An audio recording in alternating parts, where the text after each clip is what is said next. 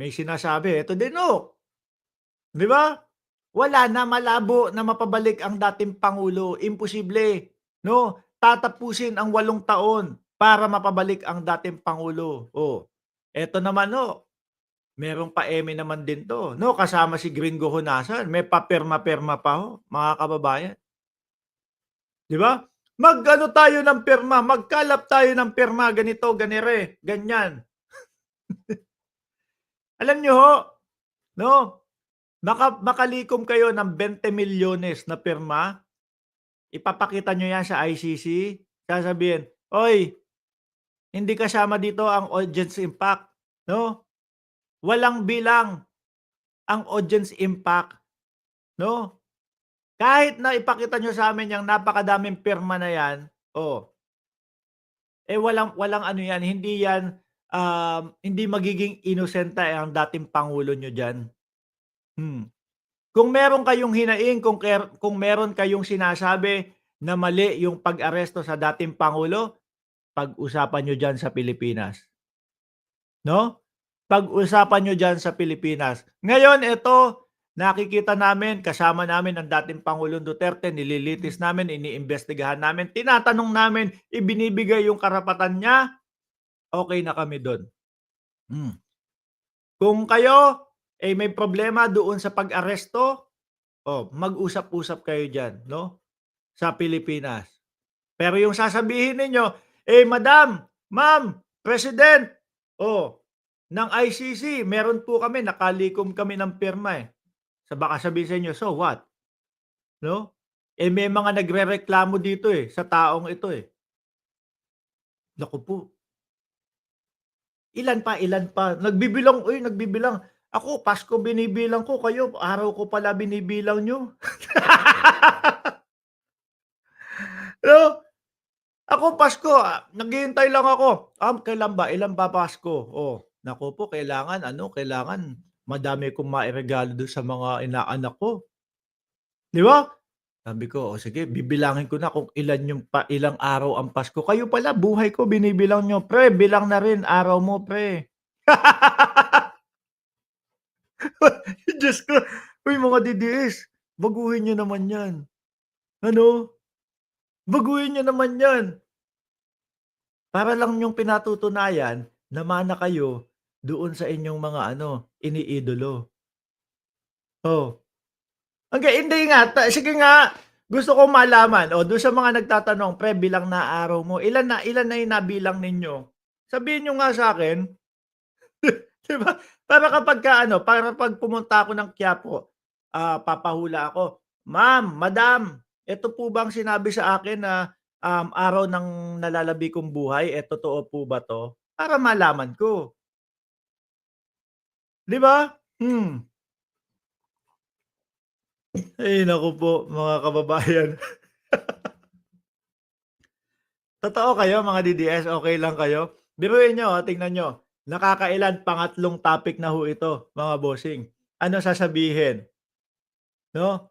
Ano sasabihin ng mga DDS, "Pre, bilang na araw mo, pre bayaran ka, pre magkano bayad mo?" Wala ba yung didiretso doon sa topic? Yung mismong kung ano yung pinag-uusapan. Kung hindi kayo agree, sabihin niyo, "Mark, hindi kami agree sa sinasabi mo." Oh, 'di ba? Siyempre, mga DDS 'yan, mga kababayan. Proud 'yan na kapag may pinagbabantaan sila ng buhay, 'no? Basahin natin 'tong kay Marcoleta. Senatorial aspirant Rodante Marcoleta, 'no, AKA there is no such as West Philippine Sea. A lawyer argues that the ICC arrest of Duterte was wrong.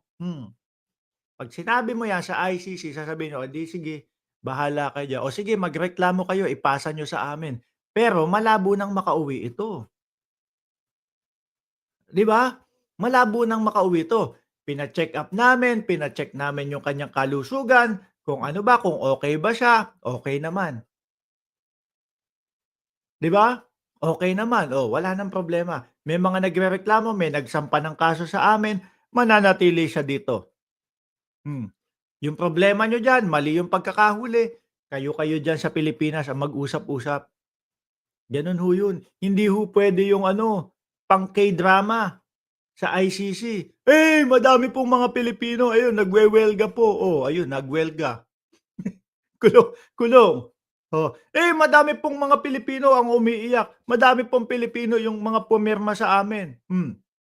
So, paano naman itong mga ano, mga nabiktima, yung mga nagrereklamo, yung mga nagsampa ng kaso, yung mga namatayan, 'di ba? Kaya yung problema ninyo na mali ang pagkakahuli kay dating Pangulong Duterte, pag-usapan niyo diyan sa Pilipinas. Sabi ni Joseph Santiago, ICC nakabase lang sa evidence. Oh, totoo. Sabi niya, maaari siyang popular, 'no, pero hindi na siya presidente. Private na tao na lamang siya, 'no? Yun namang ICC nakinig kaagad na popular. Medyo naguluhan ako dun ano. Maaari siyang popular, pero hindi na siya presidente. Private na tao na lamang siya. Yun namang ICC nakinig kaagad. Lahat po ng nagiging presidente popular. Pati nga yung pinakamahirap na presidente, mga kababayan, sa mundo, kilala, 'no? Kung hindi ako nagkakamali, Espanyol yun, oh. Talagang popular na wala tayong magagawa doon. Yung kondisyon ba na dahil popular siya kailangan siyang arestuhin, ha? Ano yun? Yung pagiging popular ba niya ibig sabihin ay he still wield power in this country. Aba, tignan niyo nga yung ginagawa, 'di ba? Kung ano-ano yung ipinagsisisigaw doon sa kalsada, o pagpapatanggal ng suporta ng ating mga kasundaluhan et cetera, o mga sedition. Hmm. Posibleng wala na siyang kapangyarihan.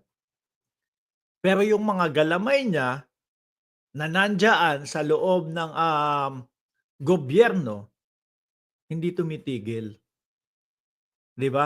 At naunang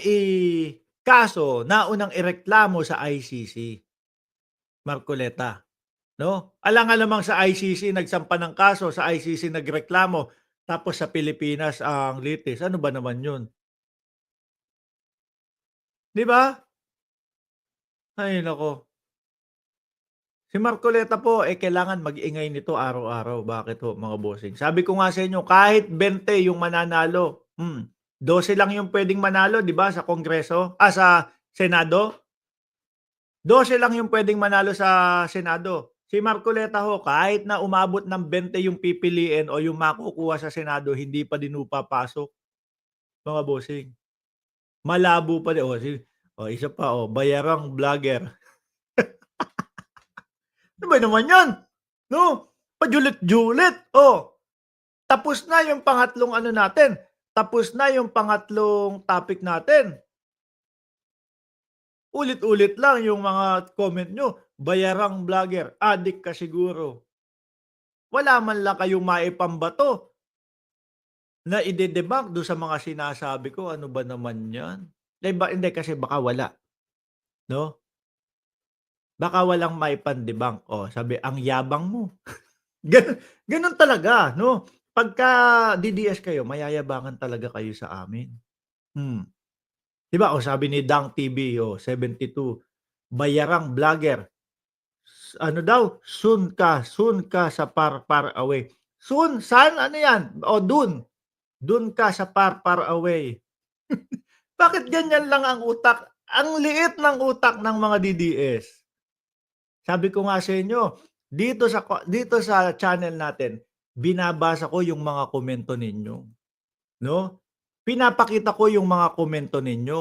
Para naman kung may disagree kayo dun sa sinasabi ko, mababasa. Hindi, sa mga DDS vlogger nga, kapagka nagkokomento yung mga sumusuporta kay Pangulong Bongbong Marcos, sumusuporta sa gobyerno, sa mga DDS, auto block, 'di ba? Sa mga DDS vlogger, "Oh, wala, tanggal ka, umalis ka dito sa channel ko, ayaw mo." Dito binabasa ko nga, yung mga sinasabi ninyo.